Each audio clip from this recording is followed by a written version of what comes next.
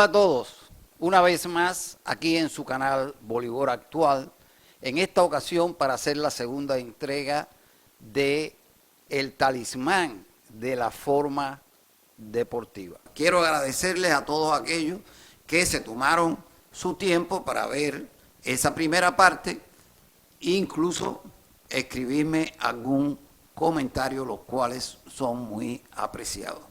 Además, también decirle a todos aquellos que por primera vez vean algo sobre el talismán, segunda parte, y no han tenido acceso a la primera parte, que es muy sencillo.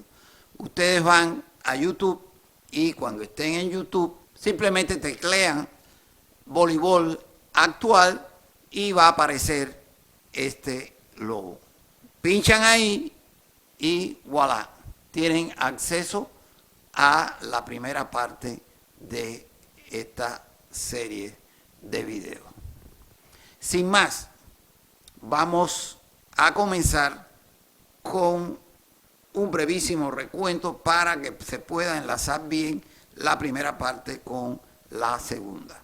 Nosotros debemos de recordar que en esa primera parte decíamos que el concepto de la forma deportiva como tal no era más que un sofisma, porque se basaba en una serie de razonamientos que en un momento determinado aparentaban ser los correctos, pero finalmente se supo que no eran correctos. Por eso era un sofisma. Y nada tenía que ver cuando utilizamos esa palabra de sofisma para indicar que se nos quiere manipular, porque no fue la intención del señor Matveev. Única y exclusivamente él quería organizar mejor el proceso, porque anteriormente a él, para poder entrenar un año entero, desde el punto de vista de él, no tenía una secuencia muy sólida.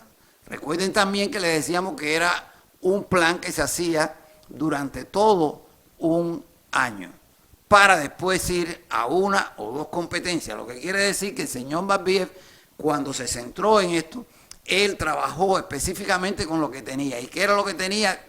Tenía que hacer una preparación larga para después participar en el año en una o dos competencias, pues no había nada más. También recordaremos que del concepto de la forma deportiva derivaban una serie de aspectos. Por ejemplo, recuerden cuando hablamos que se señalaba que esta forma deportiva se adquiría mediante el proceso de entrenamiento de todas las partes relacionadas con la preparación, y que además quedaba absolutamente claro que todo dependía del entrenamiento, porque cuando se hablaba de los componentes de la preparación, simplemente se refería, dentro de esos componentes, era la preparación técnica, la preparación táctica, la preparación física, la preparación teórica, la preparación psicológica y esa preparación integral. ¿Ok?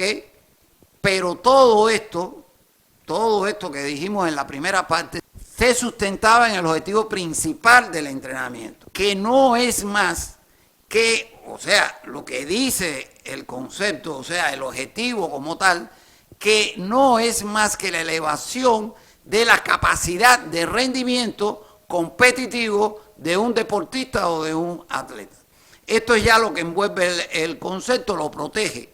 Protege el concepto porque si el concepto dice que se adquiere a través del entrenamiento y luego después el objetivo principal del entrenamiento dice que es la elevación de la capacidad de rendimiento competitivo de un deportista o de un equipo, pues está claro que ese concepto es totalmente sólido. Vamos a ver, volvemos atrás cuando decíamos que Matveev, cuando hizo el sistema, cuando planteó su sistema, era un proceso largo, duraba un año, donde se entrenaba alrededor de entrenamiento a lo largo de todo el año, podían ser hasta 7 meses, en dependencia de lo que cubría la macroestructura, porque el periodo más largo era ese periodo preparatorio que era donde se preparaba desde el punto de vista técnico, táctico y físico para que después fuera a jugar. No fue casual que entonces Marbella divida las fases de la forma deportiva en tres y que a su vez divida la macroestructura en tres periodos. De manera que eso le permitiera hacer coincidir a él cada una de las fases con cada uno de los periodos. Por lo tanto, en el periodo preparatorio, ahí se tenía que implantar esa fase de desarrollo de la forma deportiva. Y luego, en un periodo competitivo, que era corto ese periodo competitivo, con relación al periodo preparatorio, pues entonces esa era la fase, ahí va la fase de obtención y mantenimiento de la forma deportiva.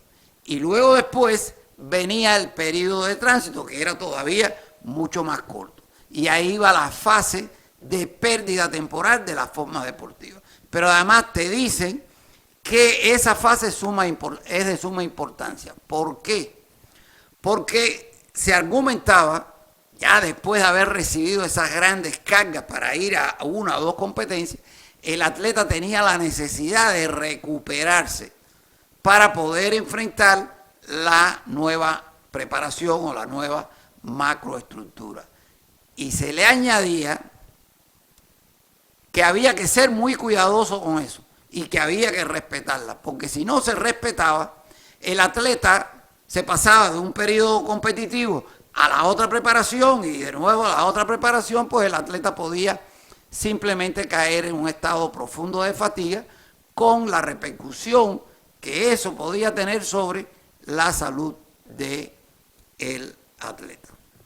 Pues yo voy a empezar ahora desde atrás, casi del final hacia el principio. Lo primero es que yo no puedo aceptar el objetivo. Ese objetivo que me dice que lo principal en el entrenamiento, o sea, el objetivo principal del entrenamiento es la elevación de la capacidad de rendimiento competitivo. Lo que me está queriendo decir es sencilla y llanamente que es el entrenamiento el que te lleva a esa forma deportiva, que es el entrenamiento el que permite que tú vayas y tengas un buen rendimiento competitivo. Eso es lo que me dice, eso está clarísimo que es lo que me dice. Así que yo de entrada lo que voy a rechazar el objetivo principal del entrenamiento. Y me atrevería, si alguien me dijera, bueno, ¿y cuál tú crees que es el objetivo del entrenamiento? Yo le diría, bueno, el objetivo del entrenamiento es simple y llanamente mejorar las habilidades y capacidades de los deportistas. Hasta ahí nada más, porque yo no le puedo conferir, yo no le puedo otorgar, yo no le puedo dar, yo no puedo aceptar simplemente que el entrenamiento es el que me lleva a mí a una forma deportiva que me da la posibilidad de que yo tenga un buen rendimiento en la competencia.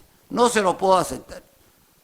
Por eso el objetivo tiene que ser más simple, porque además yo en ningún momento he dicho que no es necesario el entrenamiento.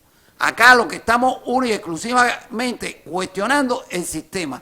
Estamos cuestionando el concepto de forma deportiva. Estamos cuestionando el objetivo y todo lo que hay en el medio, porque cuando me habla de componente del entrenamiento, cuando me habla de componente del entrenamiento y me pone que es nada más lo técnico, lo táctico, me está omitiendo la experiencia competitiva de ese deportista.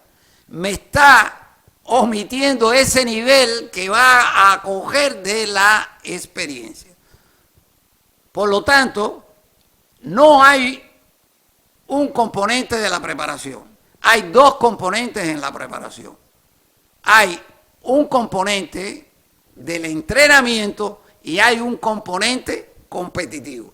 Los componentes del entrenamiento son los que ya vimos, pero quiero resaltar que no es posible quiero volverlo a resaltar, que no es posible que el atleta, porque haga un buen entrenamiento, con todos los de la ley, un entrenamiento científico, con una cantidad de personas trabajando alrededor del atleta para garantizarlo todo, que el atleta va a ir y va a competir bien.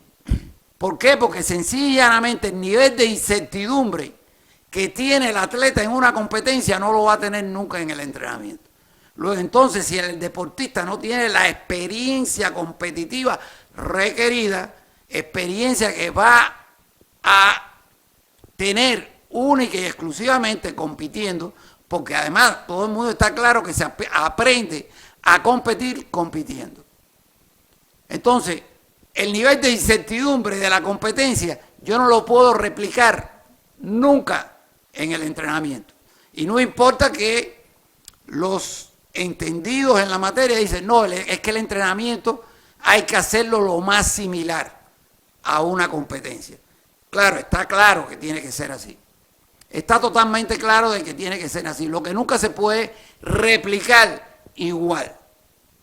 Nunca se puede replicar igual. Entonces, ese estado de incertidumbre lo va a afectar única y exclusivamente compitiendo, no en el entrenamiento. Cuando el estado de incertidumbre es muy grande, entonces el atleta, el equipo, está a merced de la ley de Murphy. ¿Qué me dice la ley de Murphy? La ley de Murphy me dice que si algo puede salir mal, saldrá.